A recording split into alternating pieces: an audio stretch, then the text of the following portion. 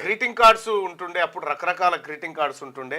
జనవరి 1కి టప్పాయన ఇంత పెద్దది పట్టుకొని తిరుగుతూ ఉంటుండే. జనవరి 1కి ఆ గ్రీటింగ్ కార్డ్ డిఫరెంట్ ఉండేదన్న. ఎస్, అట్లా రకరకాలుగా గ్రీటింగ్ కార్డ్స్ ఉంటే చాలామంది గ్రీటింగ్స్ ఇచ్చిన అని చెప్పి శ్రీను చెప్తా ఉన్నాడు. సమగ్ర శిక్ష ఉద్యోగుల గురించి మాట్లాడండి అన్న అని చెప్పి. నేను ఇంకా ముఖ్యమంత్రి గారిని కలవలేదు, ఇవాళ కలుస్తా, దాని గురించి మాట్లాడతా. ఎస్ అన్న, లవర్స్కి ఇచ్చేది అంటే అది లవర్స్కి ఇచ్చేది. రైట్గా ఇది Teenmaar Mallanna official WhatsApp page, ఇది ఏది వాట్సాప్ ఛానల్. ఇది ఈ ఛానల్ని క్లిక్ చేసి నాతో ఎల్లప్పుడు కూడా టచ్లో ఉండొచ్చు. గ్రీటింగ్ కార్డ్స్ వెనుక కవిత్వాలు రాసి పంపేది, అట్లా ఇబ్బంది పట్టవద్దన్న అంటే, అరే మీకు ఇంకేం తెలుసు సుదర్శన్ అన్న గురించి? సుదర్శన్ అన్న గురించి మీకు మీరు నెంబర్ కనుక్కొని ఫోన్ చేయరు, లేకపోతే తిన్నాడు దాంట్లో చూరి. Sironcha Ram, how are you?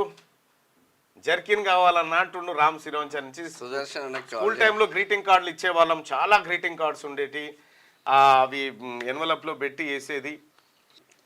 RTC కార్మికులకు న్యాయం జరగాలని, ఆర్టీసీ కార్మికులకు న్యాయం చేయాలని మనవి చేస్తూ ఉన్నారు. గ్రీటింగ్ కార్డు ఉండేటివి. ఆడోళ్ళకేమో లేడీస్ ఫోటోలు, హీరోల ఫోటోలు ఉండేవి అట. హీరోల ఫోటోలు, హీరోయిన్ల ఫోటోలు. చిన్నప్పుడు గ్రీటింగ్ హీరోల బొమ్మలు, హీరోయిన్ల బొమ్మలు, ఇట్లా రకరకాలుగా ఉండేది అనుకోరాదు. లారీ డ్రైవర్లు చాలా సమస్యలు ఎదుర్కొన్నారు. ఎన్ఆర్జీఎస్ నిధులు అడుగుతున్నా, ఓకే, మాఫీ అదే. ఎస్ రైట్ సోదరులారా, ఈ గ్రీటింగ్ కార్డ్ అనేది, గ్రీటింగ్ కార్డ్ ఇప్పుడంటే ఆ గ్రీటింగ్ కార్డ్ తర్వాత సెల్ ఫోన్లు వచ్చిన తర్వాత ఎస్ఎంఎస్లు, ఆ తర్వాత వాట్సాప్ వచ్చిన తర్వాత ఇక డైరెక్ట్ వీడియో కాల్ వచ్చిన తర్వాత ట్రెండింగ్ మారిపోయింది. నేను కొత్తగా 90స్లోనో ఎప్పుడో చూసిన సెల్ ఫోన్, 99-98లోనో చూసిన అప్పుడు సెల్ ఫోన్. ఎవరు మా అడ్వకేట్ ఉంటుండే పబ్బ రమేష్ అని, ఆయన దగ్గర ఒక మొబైల్, ఆయన ఏదో ఊరికి వచ్చిన అది ఏందో చూస్తుంటే ఏంది డబ్బా అని ఆశ్చర్యంగా చూసిన నేను. అంటే హ్యాపీ న్యూ ఇయర్ ఆల్ అందరికి. స్టార్టింగ్ పెద్దగా పేజర్ ముందు, ఇంకా దానికంటే ముందు పేజర్ ఉండే. పేజర్ ఏమో నడుముకు పెట్టేది. ఎవరికన్నా ఇప్పుడు నీతో మాట్లాడాలనుకుంటే నేను ఒక దగ్గర నుంచి నీకు కాల్ చేస్తే దాంట్లో నెంబర్ పడేది. మళ్ళీ నువ్వు ఇంకో కాయిన్ బాక్స్ దగ్గరకు వచ్చో, ఫోన్ దగ్గరకు వచ్చి ఆ నెంబర్ కాల్ చేస్తే అక్కడ ఆయన మాట్లాడేది. అది పేజర్.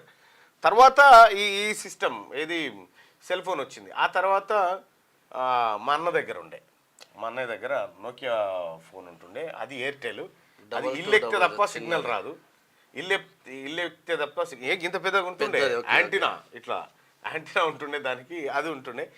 ఆ తర్వాత రిలయన్స్ ఆయన వచ్చిండు. రిలయన్స్ ఆయన వచ్చి 499కి 2 ఫోన్లు. 1+1 ఆఫర్ అయితే మా కుమరయ్య కొన్నాడు. మా కుమరయ్య రిలయన్స్ సెల్ ఫోన్ కొని అప్పుడు బిల్లు కట్టాలిగా.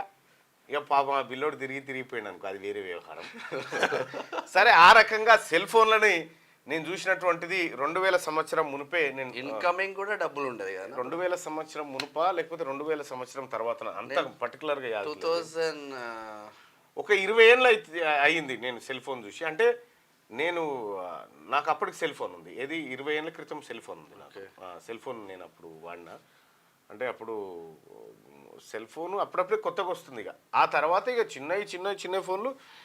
అప్పుడు ఏంది 7700 ఏదో ఉంటుండే, 2200 1100 చిన్నది వైట్ది, అదొకటి ఉంటుండే. దాని తర్వాత బ్లూటూత్ వచ్చింది కొత్తగా. బ్లూటూత్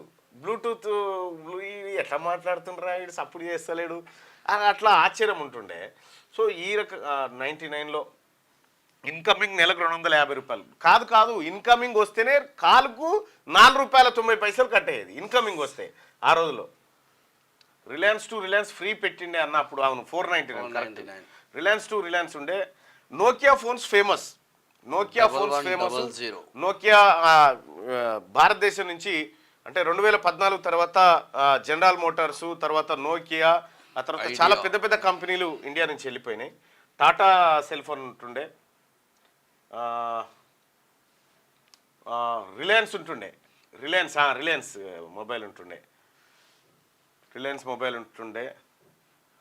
సిమ్ములు కూడా జగదీష్ మార్కెట్లో తప్ప ఎక్కడ దొరకకపోయేది. సిమ్ కార్డు దొరికితే ఫోన్ ఉంటే సరిపోదు, సిమ్ కార్డు దొరకాలి.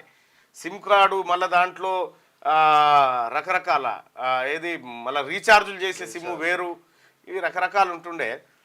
1100 2000 నిజంగా వాస్తవానికి ఇప్పటికంటే ఈ అప్డేటెడ్ మొబైల్స్ కంటే ఆ 1100 బిందాస్ అనిపిస్తుంది ఇప్పుడు. ప్రశాంతంగా కాదు, బరువు కూడా ఉండదు, చాలా ఈజీగా ఉంటుంది. ఇవి అన్నీ లేకుండా ల్యాండ్ లైన్ ఉంటే కథం, ల్యాండ్ లైన్ ఉంటే బిందాసిగా. ఇప్పటికీ స్టిల్ కొంచెం మంది యూజ్ చేస్తున్నారండి ల్యాండ్ లైన్స్ యూజ్ చేస్తూ ఉన్నారు చాలా మంది. రైట్, మార్నింగ్ న్యూస్ చూస్తున్నటువంటి మిత్రులారా ఈ లైక్ బటన్ క్లిక్ చేయండి, అలాగే షేర్ చేయండి. యూనినార్ ఉంటుండే, డొకోమో ఉంటుండే. సిమ్ దొరకాలంటే నేను హైదరాబాద్ మొత్తం తిరిగి జగదీష్ మార్కెట్కి పోయి 2004లో తీసుకున్నాను. ఎస్, ప్రభుత్వ బిఎస్ఎన్ఎల్ మాత్రమే నడపాలి. ఇప్పుడు చాలా మంది బిఎస్ఎన్ఎల్కి ఎందుకు పోతా ఉన్నారంటే డేటా ప్లాన్స్ అవి పెంచారు.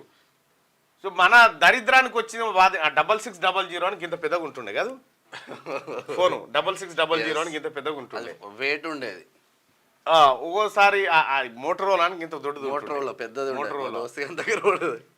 అది ఛార్జింగ్ పెడితే ఇవాళ పెడితే 4 రోజుల దాకా దిగేది లేదు. అంత అంటే దాని యూసేజ్. కాల్స్ కూడా ఎక్కువ రాకపోయేది కదా, ఎవరికో ఒకరికి వస్తే కంటిన్యూస్ గా. టాటా 1996లో వచ్చిందట. Incoming first and out going ₹2 ఉండేది.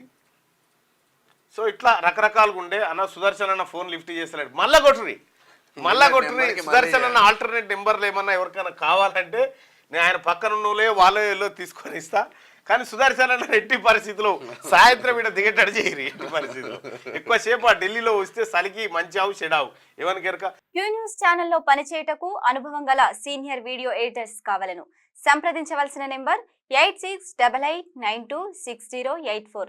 qnewsads@gmail.com ను సంప్రదించండి. లైక్ చేయండి.